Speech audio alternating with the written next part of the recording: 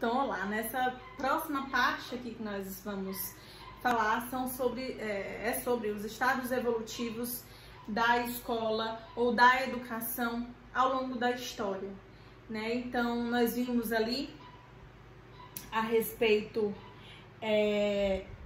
de como a escola foi se constituindo ao longo do tempo.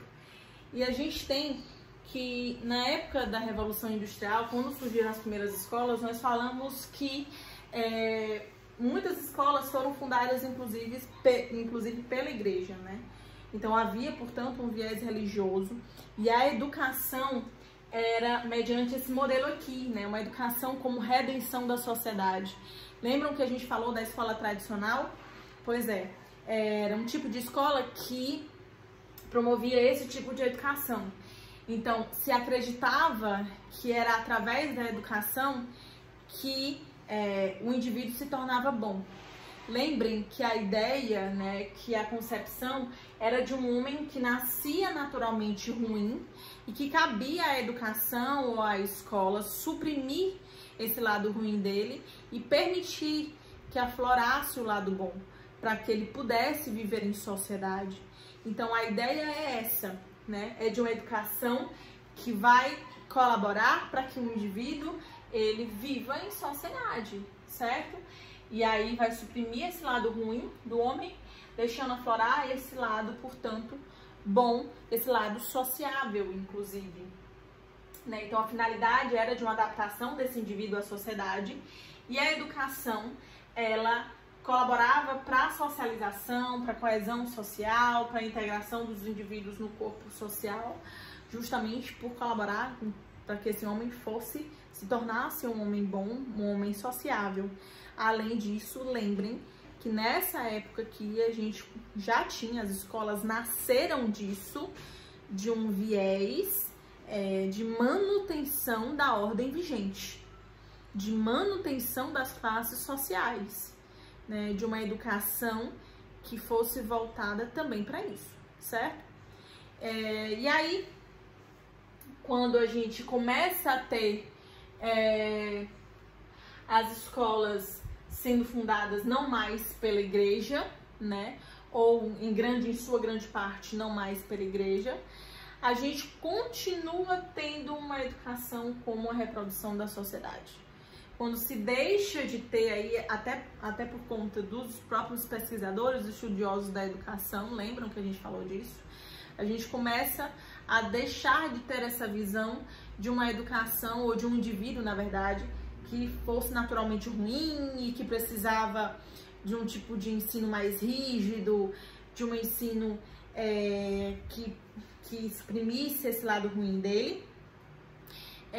Isso foi mudando, né? Então essa visão foi mudando, mas não foi mudando a ideia de uma educação que continuava mantendo uma ordem vigente, continuava sendo mantenedora de classes sociais. Então a educação, ela continuou sendo a reprodução da sociedade, né? E reprodução dessas classes sociais, reprodução dessa ordem vigente, e estimulando aí a manutenção das classes, estimulando a manutenção da desigualdade social. E como? Né? Reduzindo as possibilidades para as classes mais baixas, né, terem acesso aí, ao conhecimento das classes mais altas, né? Então, continuou-se ensinando o que as classes mais altas queriam, ou que o sistema queria que se aprendesse, né? Um ensino que não fosse de encontro, ou na verdade, que um ensino que não fosse contra aquilo que eles precisavam que os da classe mais baixa acreditassem, certo? Lembrem que a educação ou o conhecimento, ele também é poder, né? Então, essa detenção, ser detentor de determinados conhecimentos, isso era só para a classe mais alta. A classe mais baixa não podia ter acesso a algumas coisas que as classes mais altas tinham, e continuava a escola, portanto, a educação, continuava mantendo essa dicotomia das classes sociais. Então, continuou sendo reprodutora da sociedade. E, por fim,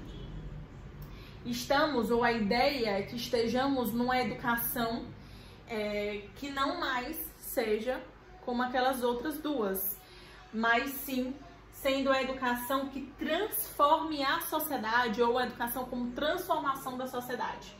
E é a educação que a gente busca, né? Essa educação que estimula o pensamento crítico, que estimula o indivíduo a ser um agente transformador da sociedade, uma educação que está inclusive dentro daqueles 3 objetivos que o Libânio coloca, né? Que a escola precisa ter. É uma educação que assume o papel de mediação num projeto democratizador da sociedade, ou seja, uma educação que ela não tem mais um viés ideológico, político, né? Ela tem um viés de ensinar tudo que pode ser ensinado, independente da classe social em que o indivíduo esteja. Nós temos isso atualmente? Eu acho que não, hein? Eu acho que nós estamos um pouquinho longe disso, mas essa aqui é a ideia, né? É de que a educação precisa ser transformadora da sociedade, né? Ela precisa fazer com que o indivíduo ele reflita criticamente a respeito de tudo que acontece ao seu redor, seja política, seja economicamente falando, seja, enfim, em todos os âmbitos em que estamos inseridos, ok? E aí dentro disso, a gente tem os tipos de pedagogias ou os tipos de ensino que são dados ao longo da história, ao longo desses estágios evolutivos, né? O primeiro é o que a gente chama de pedagogia diretiva, cuja representação epistemológica é essa daqui, gente, ó, em que a atenção é totalmente voltada para o professor. Quem é ativo é o professor aqui. E como é que isso funciona? É o tipo de pedagogia que a gente teve ao longo de muitas décadas, de muitos anos, né? Principalmente aí na educação como redenção da sociedade, na educação como mantenedora, né, das classes sociais, como reprodução da sociedade também.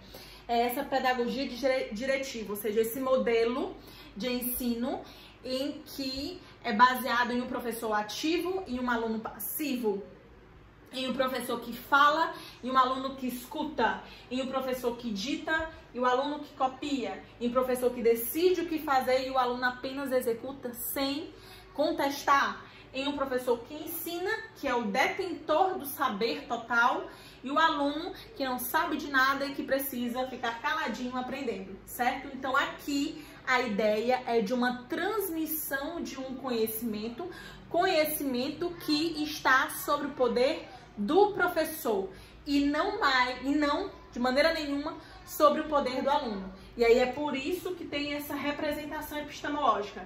A atenção toda é voltada para o aluno, ou para o professor, desculpa, a atenção toda é voltada para o professor e não para o aluno, certo? Então é uma pedagogia que é diretiva porque é o professor que detém todo o poder, certo? E que é ativo e o aluno que é apenas passivo, né? Também é chamada de pedagogia do oprimido, porque o aluno aqui está completamente oprimido, né? É um professor rígido ou um professor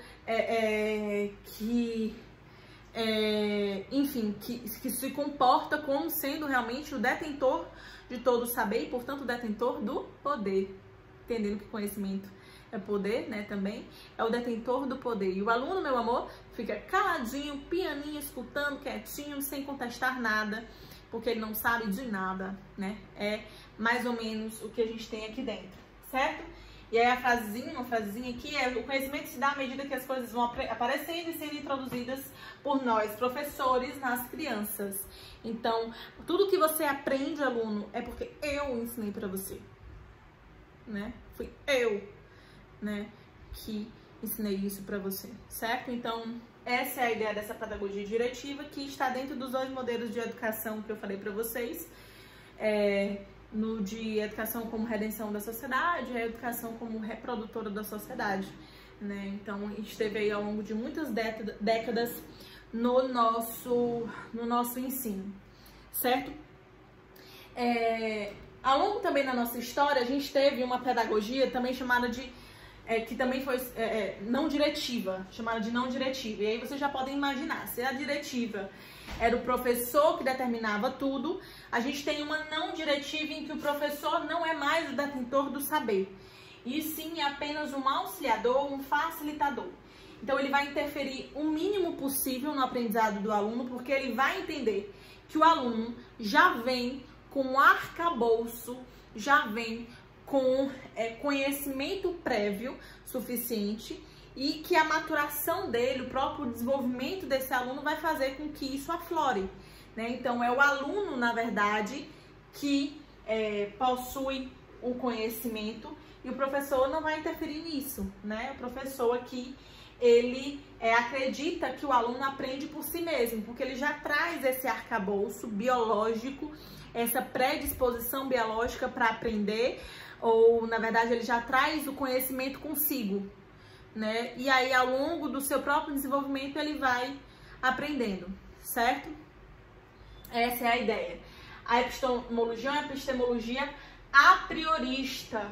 É justamente isso que eu falei. Entende-se que esse aluno ele já vem naturalmente, biologicamente, organicamente, tendo conhecimento. E aí, ao longo que ele vai se desenvolvendo, ao longo que ele vai crescendo, ele vai aflorando esse conhecimento, né?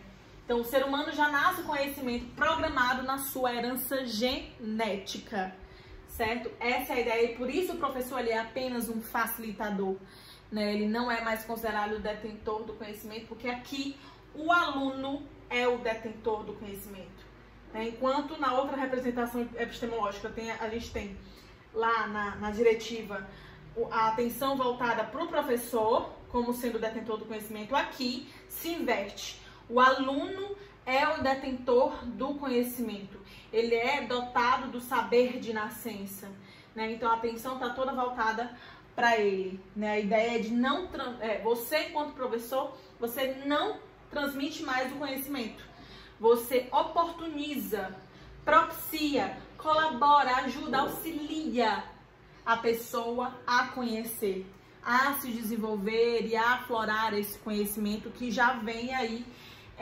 programado na sua herança genética.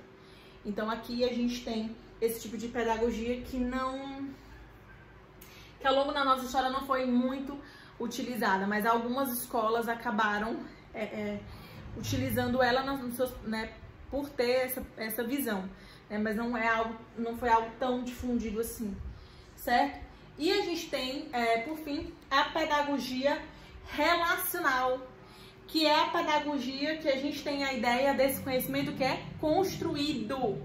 Tem aí uma grande influência do construtivismo, certo?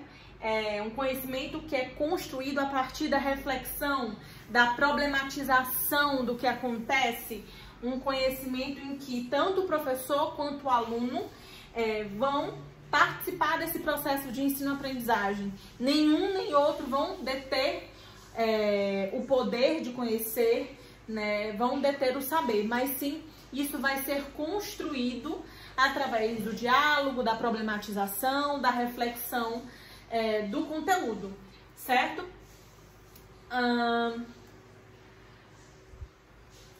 E aí aqui, ó, o professor ele vai considerar o que o aluno já traz de conhecimento, mas que ele adquiriu sem refletir, né? Ou seja, que foi introjetado acriticamente, ou seja, que ele adquiriu pela sua própria vivência, mas não refletiu sobre aquilo. Então o professor ele considera o que o aluno já traz da sua vivência, certo? E aí, ó, que eu falei, a epistemologia construtivista, né? A gente tem a ideia do construtivismo, da construção de conhecimento. A representação epistemológica, a atenção está voltada para os dois conhecem, os dois podem aprender e os dois podem ensinar, ok? E a aprendizagem, por excelência, é uma construção, né? É uma tomada de consciência aí dos dois lados, né? Os dois lados se ajudam e os dois lados constroem conhecimentos juntos. E por fim, Freire coloca essa frase, né? Que uma das qualidades mais importantes do homem novo e da mulher nova é a certeza que tem de que não podem parar de caminhar e a certeza de que o novo fica velho se não se renovar, certo? Então aqui a gente fica e finaliza a nossa aula sobre escola e o seu histórico.